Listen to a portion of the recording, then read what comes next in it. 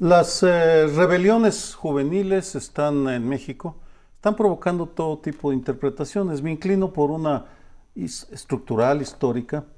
Sostengo que las protestas, el enojo, la irritación, las movilizaciones son, en primera instancia, de manera superficial contra Peña Nieto, pero en realidad es contra una forma corrupta de hacer política, una democracia imperfecta, que lleva a que los jóvenes se sientan alienados, lejanos, no solo del PRI, sino de la cultura priista que fue incorporada por los otros partidos, porque los estudiantes no están solo inconformes con el PRI, sino no están a favor de los otros partidos. Es decir, es una denuncia en contra de esa democracia que a muchos de nosotros, en mi caso, tampoco nos gusta.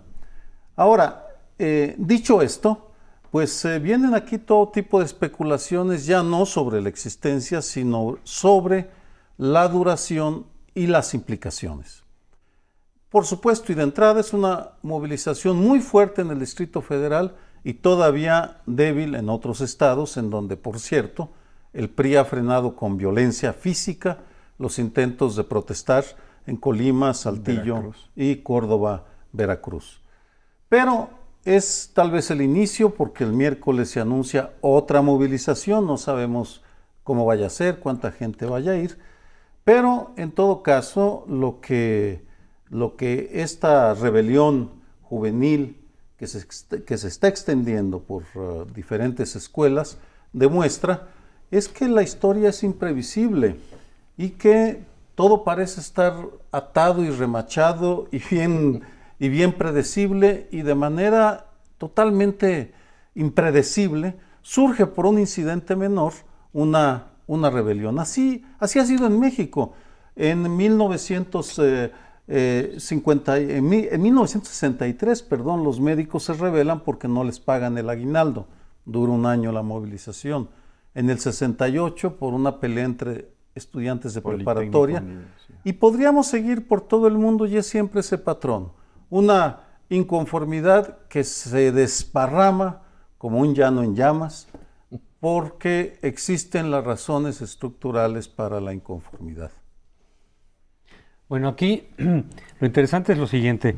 Es una manifestación, dices, un poco en contra del PRI, pero no se han directamente vinculado con ninguno de los otros candidatos. Estas movilizaciones, ayer hubo una de López Obrador, donde participaron jóvenes, pero ellos sí claramente con un apoyo directo a la izquierda. Pero los jóvenes que estaban en la Ibero y los que han estado en otras universidades y los de la marcha del sábado, del fin de semana, como que dicen en contra de Peña Nieto, no nos gusta, también los medios de comunicación con sus sesgos, con los apoyos inequitativos o inadecuados a Peña Nieto, pero se dice que puede ser una protesta contra el sistema político en general, el sistema de partidos en general, pero no están llamando al voto nulo, como lo hubo en el movimiento de hace 3 años, en 2009, donde claramente una protesta al sistema de partidos, y se dijo vamos a protestar anulando el voto, pues para presionar y para mandarles el mensaje de que no nos sentimos representados. Ahora no se ha dicho nada de eso en este movimiento en particular, no es propiamente el voto nulo, es más bien un movimiento anti-Peña Nieto y anti-PRI, por lo menos así está explícitamente señalado. Y aquí la cuestión es decir, ok, suponiendo que hay una mayoría, no digo una gran mayoría, pero sí una mayoría absoluta que está en contra de que regrese el PRI, que no les gusta Peña Nieto, pero no hay nadie que aglutine ese voto para efectivamente hacerlo competitivo y impedir, hasta ahora por lo menos, o que se vea que se puede impedir hasta ahora, el triunfo de Peña Nieto.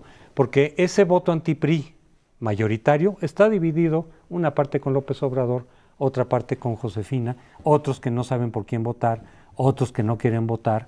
Entonces no hubo en esta ocasión nadie que aglutinara ese voto anti-PRI. Yo creo que Marcelo Ebrard hubiera sido una carta que hubiera podido aglutinar ese voto, por encuestas, en fin, por diferentes indicadores, pero López Obrador pues se lleva al voto duro de la izquierda y Josefina al voto duro del PAN, con algunos otros independientes, pero la mayoría de los independientes está con el PRI, y otra parte significativa de los independientes no está con nadie, no sabe qué hacer con su voto. Pero recordemos que cuando empieza esto allá en las universidades privadas, Andrés Manuel tiene una muy buena recepción en ellas. y que en la del sábado se gritó mucho, ni un voto al PRI, ni un voto al PAN. No se dijo nada más, estaba dejando implícito.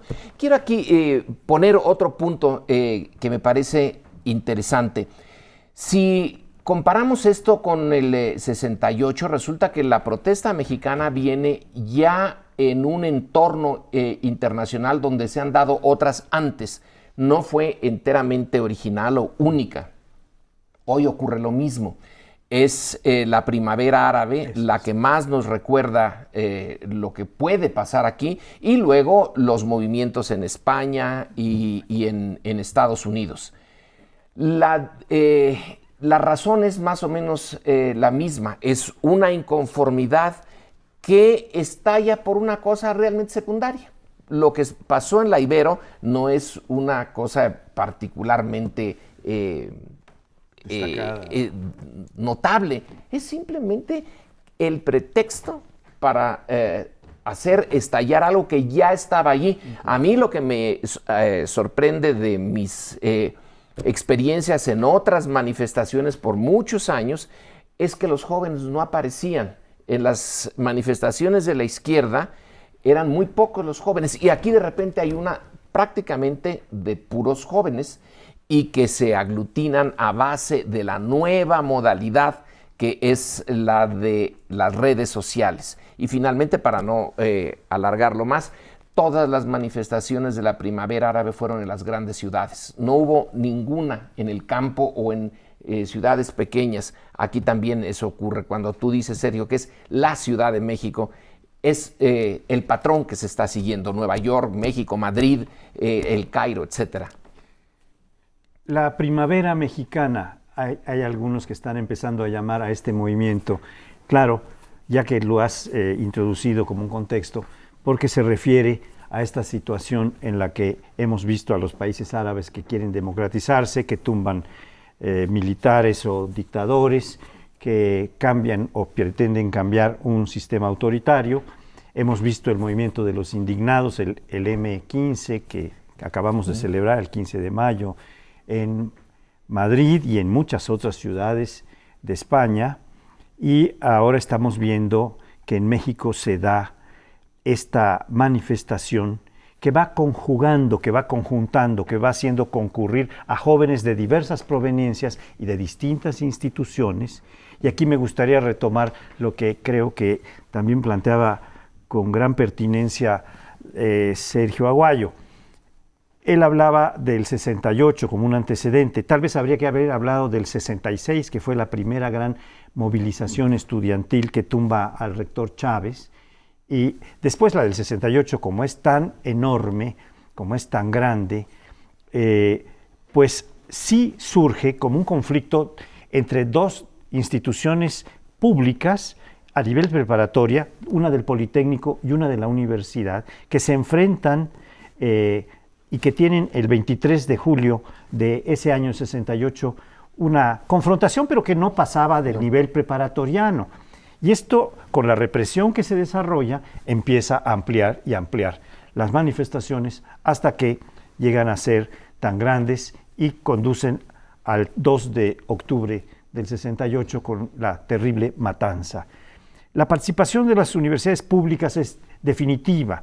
Y ahora estamos en presencia de una promoción que viene o que surge de las universidades privadas, en particular de esta presencia de Peña Nieto en la Ibero y las protestas que se organizaron, y después cómo van conjugando gentes del ITAM, de otras universidades privadas, y después el apoyo de las universidades públicas que van a desembocar en una gran manifestación pro democracia contra el candidato que va en la punta. No solo es el candidato oficial, sino el que va punteando notablemente con una distancia enorme, y esto es lo que le da una gran significación, creo, a estas manifestaciones. Es evidente que el día de hoy es impensable e imposible hacer un pronóstico de si esto va a crecer, qué impacto va a tener. Y pues en mesas de análisis como esta hay que irse con cuidado para no desbocarse, y que el hecho de que uno tenga simpatía, en mi caso, por esta movilización, lo lleve a uno a sacar los hechos de proporción. Pero de entrada debo decir que estoy sorprendido por el impacto tan rápido que está teniendo o que tuvo por lo pronto en Televisa. Porque bastó una semana en la cual uno de los objetivos de crítica juvenil era las televisoras y sobre todo Televisa, para que el día de hoy, lunes por la mañana, ignoro qué vaya a pasar en el noticiero de Joaquín López Dóriga, pero en el de Carlos Loret de Mola fue realmente impresionante la cantidad de tiempo que le dedicó y el cuidado que tuvo para hacer un recuento muy cuidadoso de lo que sucedió desde el inicio. Fue un recuento desde el viernes 11 de mayo hasta el día de hoy, 21 de mayo, paso a paso, incluidas las críticas en contra de Televisa. Me confieso que me sorprendió y no quiero especular sobre los motivos que llevaron a la gran televisora a modificar su política editorial, pero esta fue una decisión del más alto nivel, que tal vez porque dijeron, especulo, que no querían alienar o alejar a un público muy educado, sino que quieren, o porque reconocen que no están pisando aguas seguras, pero en todo caso, el que hoy por la mañana hubiera llegado a todo el país ese mensaje de rebeldía puede tener un impacto impredecible, no solo en el tamaño de las manifestaciones en la Ciudad de México y en otros lugares, porque hay una legitimación. Vamos, de entrada ya son legitimados por uno de los poderes establecidos de la autenticidad. Ya no se les cuestiona el origen, sino que se les da un sello de garantía de que son auténticos, y sobre todo en otras ciudades en donde las condiciones no son tan propicias como en el Distrito Federal.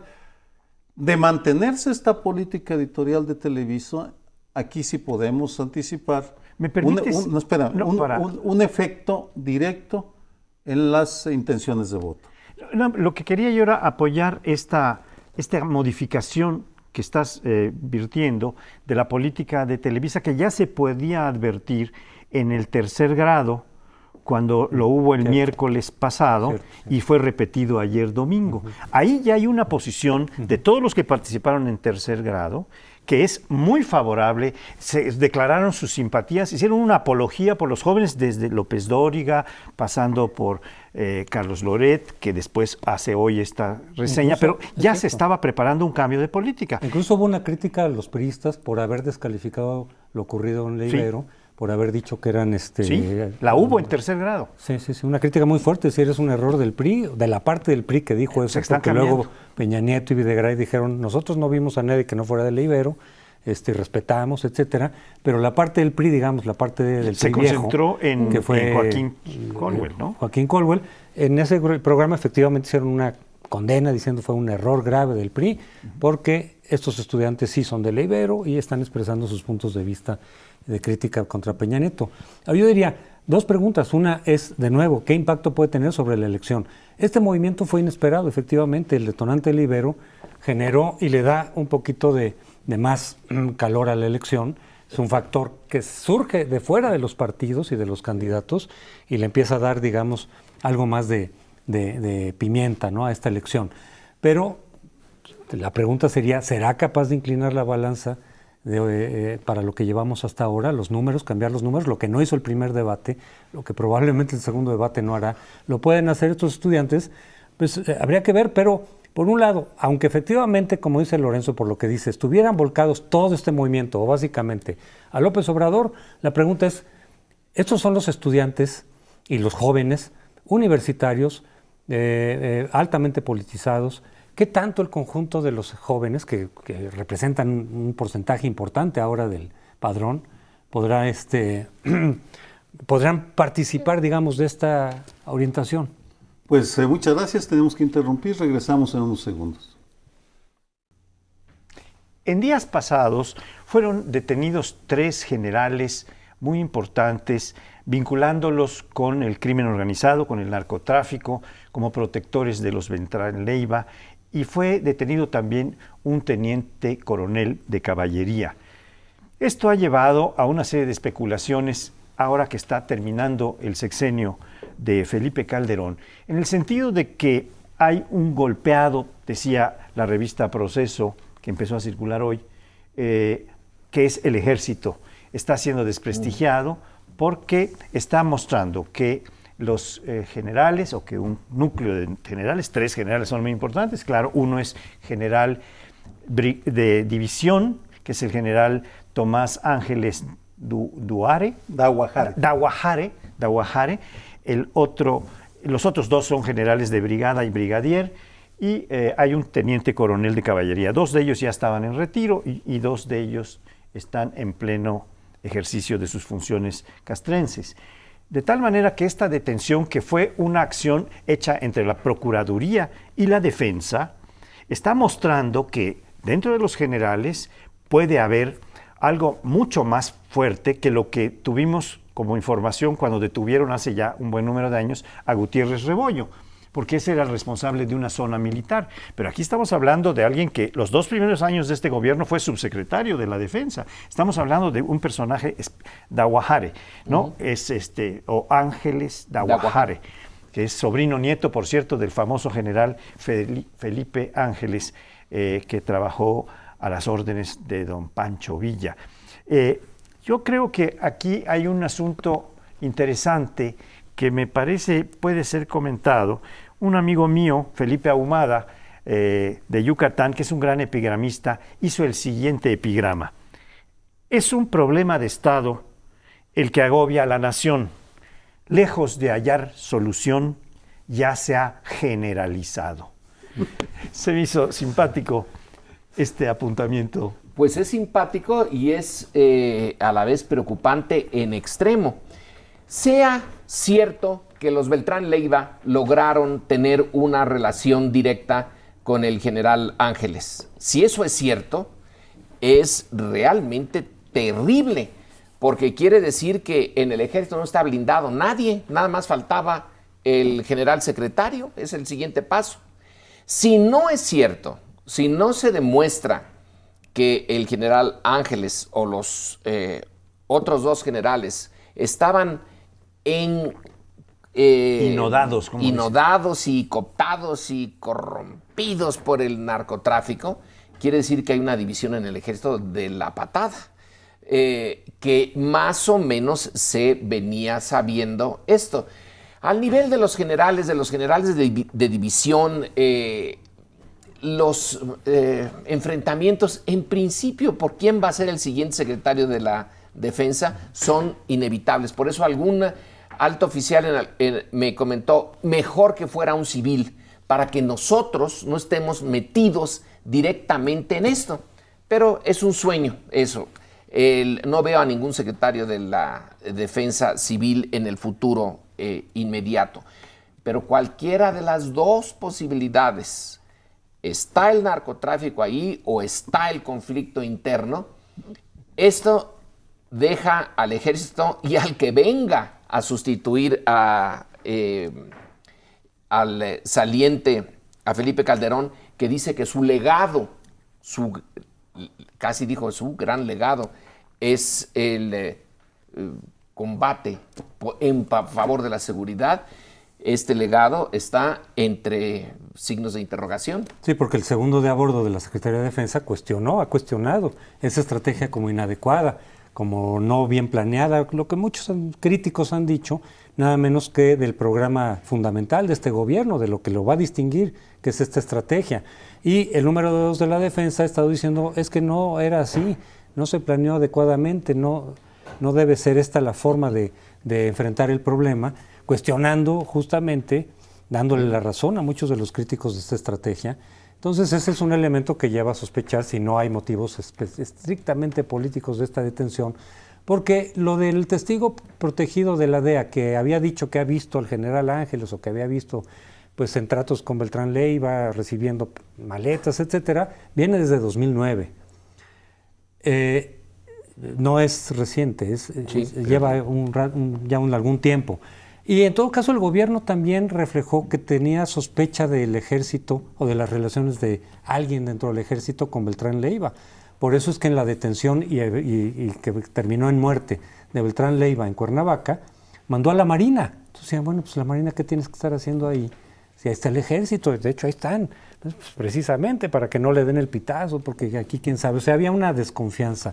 Y eso se reflejaba también en las anotaciones que después conocimos a través de Wikileaks, esa desconfianza hacia el ejército del entonces embajador Garza, ¿no? Que decía... No, Pascual.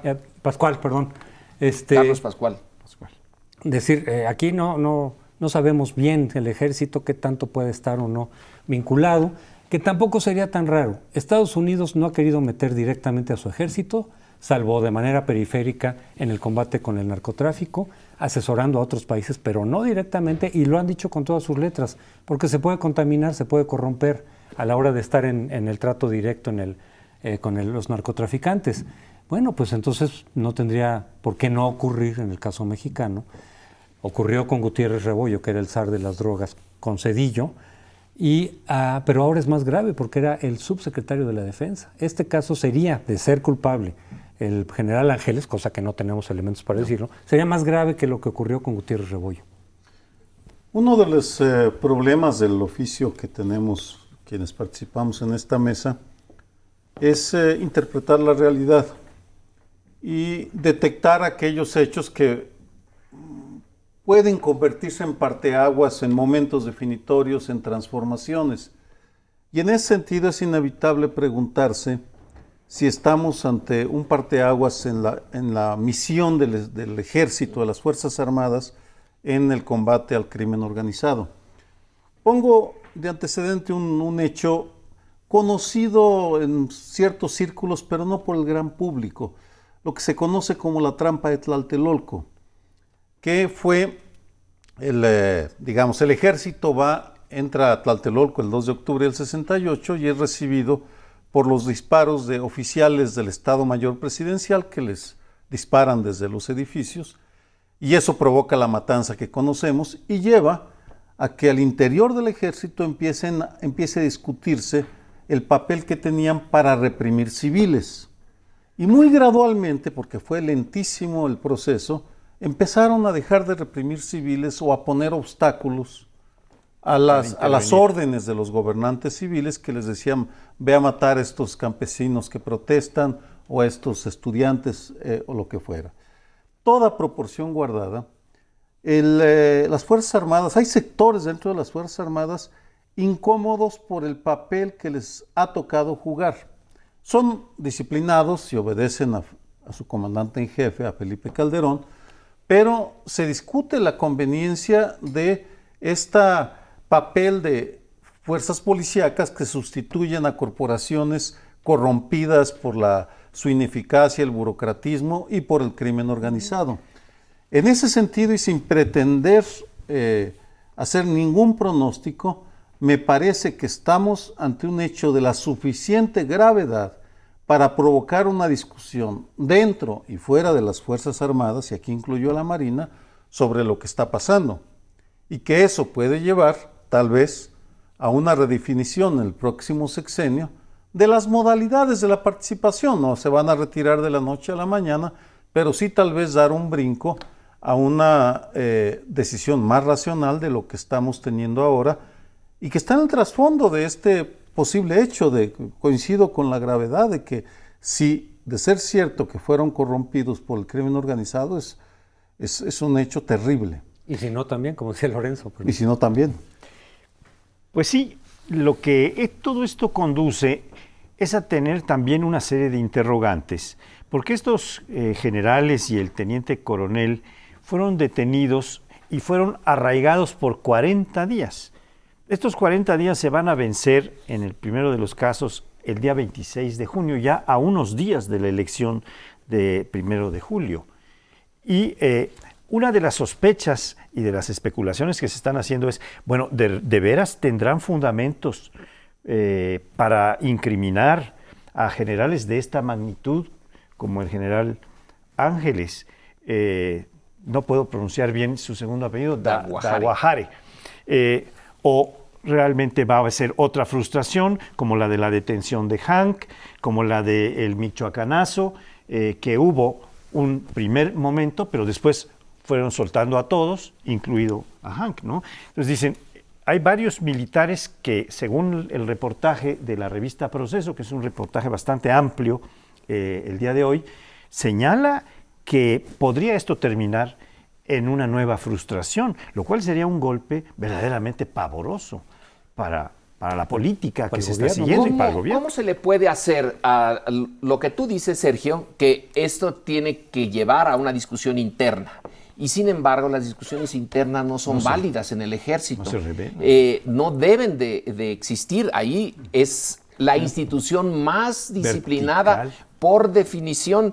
Recordemos el general que estaba a cargo de las fuerzas en Afganistán hace un año y medio, que discutió delante de un periodista civil, él y su Estado Mayor, discutieron las decisiones de Obama y más tardaron en salir esto a la luz pública que ellos en irse al retiro. Es muy difícil, no sé cómo le vayan a hacer, tiene que haber la discusión porque es inevitable, sería inhumano que no la hubiera. Ahora, ¿cómo se puede llevar a cabo esa discusión sin romper las reglas centrales de la disciplina del ejército? Tocas un punto fundamental, con mucha brevedad. En el ejército se discute, por supuesto, pero no de manera institucionalizada ni pública. Y de hecho, las Fuerzas Armadas son el último reducto de instituciones que no se han puesto al día, que no están sintonizadas con lo que pasa en el resto de la sociedad, porque si revisamos, ya discutimos todo con bastante apertura, al presidente, a la esposa del presidente, a la jerarquía católica, es decir, ya no hay barreras, con una excepción, las Fuerzas Armadas, porque no existen canales fluidos e institucionalizados que permitan llevar a cabo esa discusión. Yo ignoro cómo se vaya a dar, pero ciertamente creo que es inevitable por el tamaño del juicio. Vamos, aquí sí no vamos a poder evadir gradualmente, ir escarbando para ver qué sucede dentro del Instituto Armado. Es muy interesante lo que dice don Sergio, pero tenemos que irnos, no sin comentar que hay dos instituciones que un sociólogo llama instituciones totales, en donde la democracia y la discusión no entran, que son la Iglesia y el Ejército, o no entraban, porque como ya apuntó Lorenzo, han empezado a entrar. Nos vemos en el siguiente bloque. La semana pasada, el diario Reforma publicó un reportaje muy interesante sobre cómo vive la familia del líder petrolero Carlos Romero de Champs. Su hija en particular, viajes internacionales de lujo, acompañada por sus mascotas, aviones privados, yates, una casa de playa importantísima, lujosísima. Cuando en la nómina el líder petrolero aparece como que recibe 24,000 pesos mensuales, que es el equivalente a lo que su categoría, digamos, de obrero le correspondería en Pemex. Sin embargo, bueno, pues se ve que ahí hay mucho más dinero que eso. En realidad, yo diría que no es para sorprenderse. Sabemos desde hace mucho tiempo, vaya, los líderes sindicales desde poquito después de terminada la revolución, se paseaban con joyas en las manos, etcétera. No es una sorpresa, pero ahorita tiene una significación importante, que es, por un lado, estos son los sindicatos del PRI, que el PRI, en vísperas de que regrese al poder, pues estamos viendo qué tanto cambió con eso. Segundo, Carlos Romero de Champs en particular va de regreso a la Cámara, al Congreso, por las listas plurinominales además, es decir, ni siquiera es una votación directa lo que podría decidir si va o no, sino que se cuela por el lado de las plurinominales.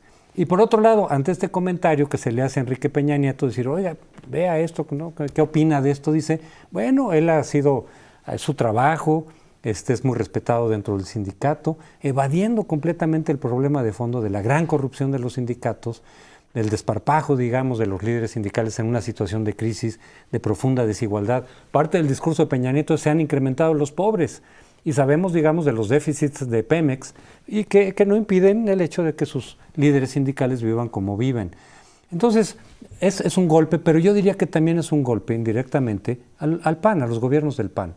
Los gobiernos del PAN protegieron a Romero de Champs también a la hora de negar el desafuero para lo de Pemex Gate, porque Romero de Champs, estaba detrás de lo del Pemex Gate, y cuando se pidió el desafuero, Lo cubrieron los priistas, cosa que... pero también la bancada panista, para no desaforarlo. Entonces eso refleja, el caso de Romero Deschamps, y que regrese a la Cámara refleje la promesa incumplida de los gobiernos del PAN de que iban a terminar con la corrupción y la impunidad. Una de las razones por las cuales se explica la primavera árabe es por el sentido de humillación. Humillación de millares, millones de jóvenes y de gente que vive realmente apenas agarradita de las uñas para tener algo con qué vivir, frente a unas élites en los países árabes, incluso en los que no tienen petróleo, que tienen la vida pues regalada. Los hijos de Mubarak, por ejemplo, para poner un caso ya muy concreto, los hijos de Gaddafi y de Ben Ali en Túnez, es esa sensación de que una sociedad que apenas está sobreviviendo con los efectos que tiene la globalización, la economía neoliberal, tan duro sobre las masas, y los otros ahí viviendo como en las nubes. Bueno, eso mismo pasa en México. Se molesta uno ahora en esta coyuntura al ver las fotos propias de la hija del jeque, pero hay un libro que no molestó en México y que muestra, son estas fotografías que publicó el Reforma multiplicadas por 100, el de Daniela Rosell, que publicó la editorial Océano y que creo que ya no está a la venta, y se llama Ricas y Famosas. Son mujeres más o menos de la misma edad de esta señora, haciendo ostentación de un lujo exorbitante, y eso fue hace 10, 12, 15 años. Esto es algo que viene de décadas o de siglos, a lo mejor en el caso mexicano, pero que ahorita coincide la sentido de frustración y de humillación de los jóvenes aquí y en el mundo árabe, y estas formas tan brutales de subrayar la diferencia entre el grueso, ese 99% del que hablaban los ocupas, y el 1%. Y el 1% en este caso resulta, entre otras cosas, que es un líder sindical, un líder de los trabajadores. Bueno, peor momento para salir con estas fotos no hay. Yo enfocaría este tema, o enfocaré este tema, más bien desde la frustración que ha representado la política seguida por el Partido Acción Nacional una vez que asumió la presidencia. Se supone que el Partido Acción Nacional nació para combatir, entre otras cosas, la corrupción, pero el corporativismo muy especialmente.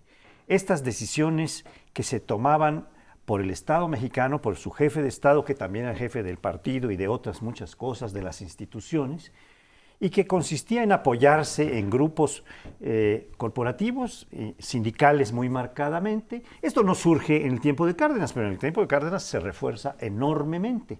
Para esto nació Acción Nacional, para combatir. En cuanto a Acción Nacional, en el año 2000, asume a través de la figura de Vicente Fox la presidencia, lo que hace es apoyar a las corporaciones sindicales fundamentales, entre ellas a esta muy poderosa que es la del Sindicato de Petroleros. De hecho, había habido un escándalo anterior que se dicotomiza. Por un lado están los amigos de Fox y por el otro lado está el Pemex Gate, en donde uno de los principales responsables era Romero Deschamps, ¿verdad?, que había entregado 500 millones de pesos que se documentaron a la campaña del PRI, de la Bastida. Y hubo una cierta negociación ya entrando el gobierno, por la cual empezó a evitarse el desafuero y también a atenuar el asunto de los amigos de Fox, como una especie de te doy para que me des, yo no hablo mucho más de amigos de Fox, tú no hablas mucho más de Pemex Gate, y entraron en una connivencia que es verdaderamente lamentable. ¿Y qué es lo que ha traído la frustración? Una parte de lo que ha traído la enorme frustración de los gobiernos panistas que, habiendo prometido la descorporativización, la cancelación de la corrupción, el combate a las burocracias corruptas, la democratización sindical, etcétera, no ha tenido consecuencias. Esto es algo que es muy lamentable y que está explicándonos ahora a partir de estos, pues no incidentes, de estos brotes que salen de la caja de Pandora, como esto de la hija de Romero Deschamps viviendo como una princesa o mucho más ricamente que una princesa.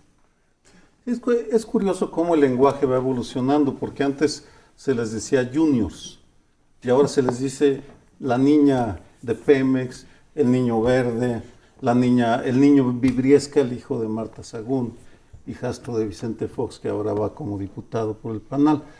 Pero el fenómeno es el mismo, estamos viendo la reproducción en la cúspide de los hijos de la opulencia, el dispendio, la corrupción, la ineficiencia generalizada. Sobre todo uno la focaliza en el PAN y en el PRI, los hijos de esas élites.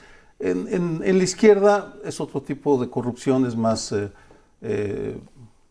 directa, es más brutal, más grosera si se quiere, tiene menos acceso a menos riquezas tal vez, esa es la diferencia, pero en todo caso lo que llama la atención es las personalidades tan aberrantes que producen, porque si uno se pone a hacer una sociología de la ostentación, es una patología similar a la de la niña de Pemex y el niño verde, por ejemplo, o la niña Peña, la hija de Peña Nieto.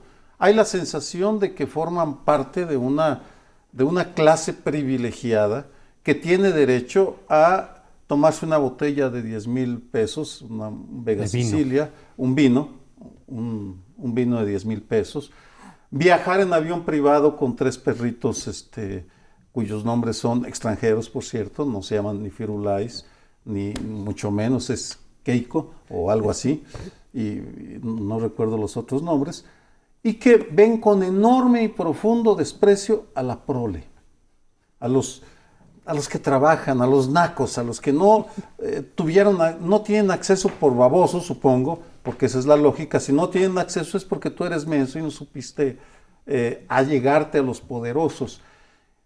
Me pregunto si, personalmente me indigna profundamente, porque creo que nuestros hijos deben ser hijos del esfuerzo y deben estudiar y trabajar, y no tenemos por qué propiciarles esa cultura de la superioridad.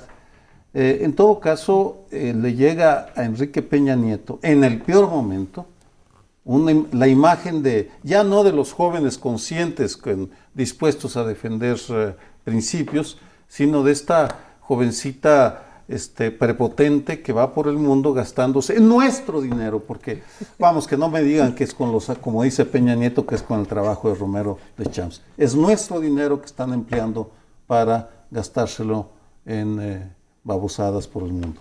No, pues sí, en lujos.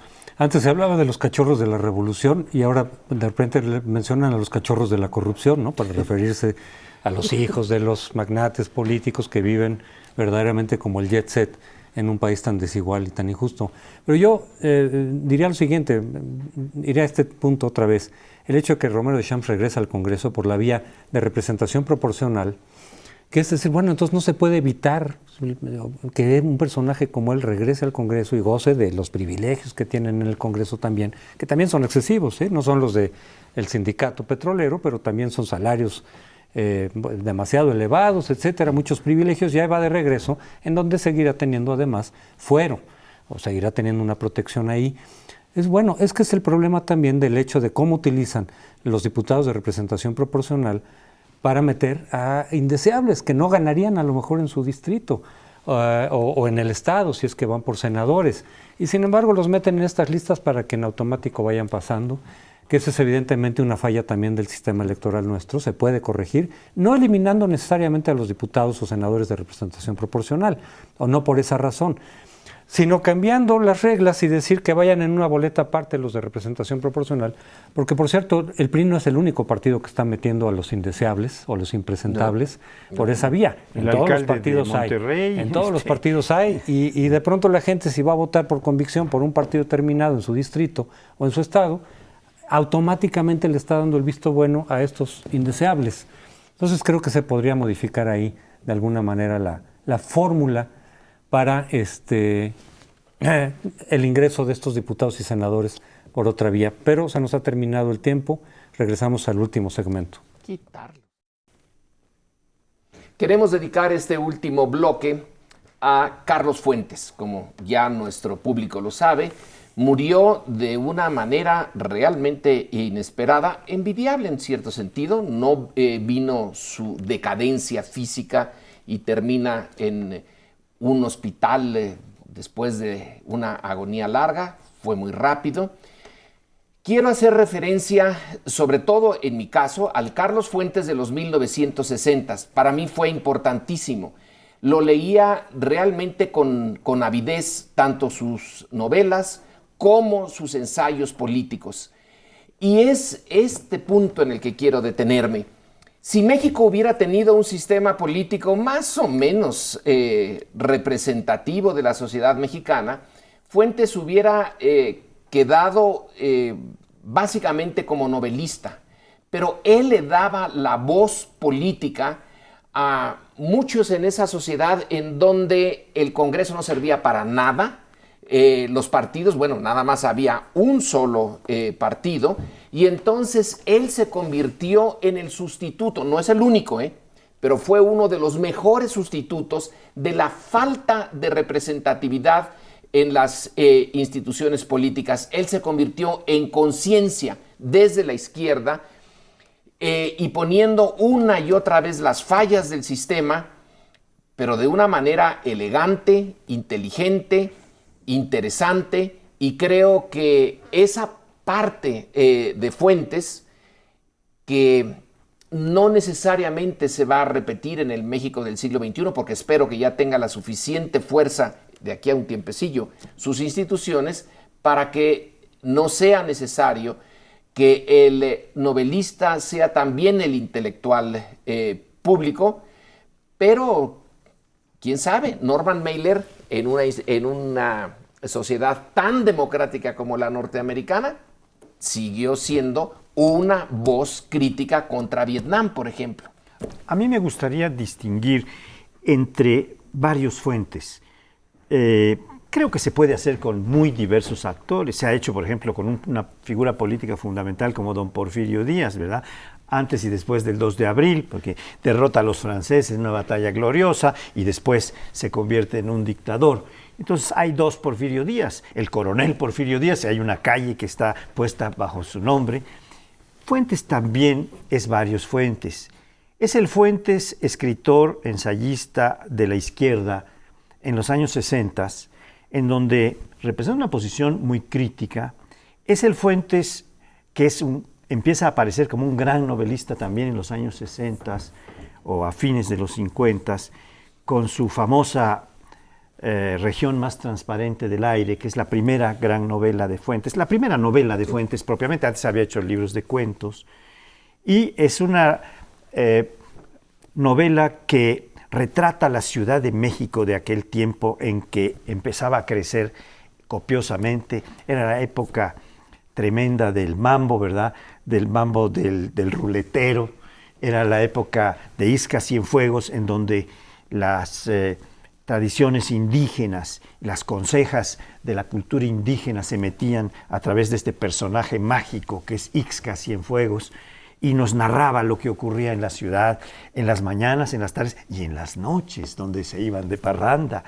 Es un novelista maravilloso que inicia con La Región más transparente del aire, que es una frase de don Alfonso Reyes que le gustó mucho, adecuadamente le gustó mucho a Carlos Fuentes. Y otra de sus grandes novelas de ese tiempo es La muerte de Artemio Cruz, que es la versión de lo que había llegado a ser la clase política posrevolucionaria, que era la única, no había otros partidos, como se dice, y cómo se pervirtió una serie de principios por los que se lucharon en la...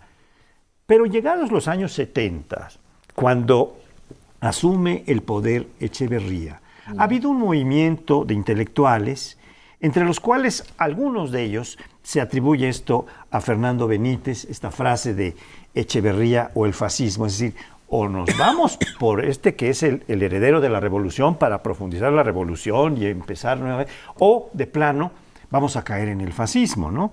Disyuntiva que ya se había puesto varias veces durante diversas décadas anteriores, y Fuentes es uno de los que asume lo de Echeverría o el fascismo, y eso le trae un premio, es nombrado embajador en Francia y tiene una posición difícil que lo aleja un poco de la gran novela, aunque sigue haciendo. Yo creo que Fuentes siempre fue un extraordinario escritor. Algunas novelas me parecen mejores, otras peores, pero después, en esta última etapa de su vida, recupera no solo esta función de gran novelista, sino que recupera la condición de analista político en sus artículos que íbamos viendo. Desde otra perspectiva, esa generación, creo que más que cualquier otra, tuvo el reto de decidir cómo cada uno de ellos iba a relacionar con el poder omnipresente del señor presidente de la República. Y si uno los observa como generación o quienes estuvieron en los 60, es muy diferenciada la manera como se relacionan y cómo van moviendo sus posiciones gradualmente.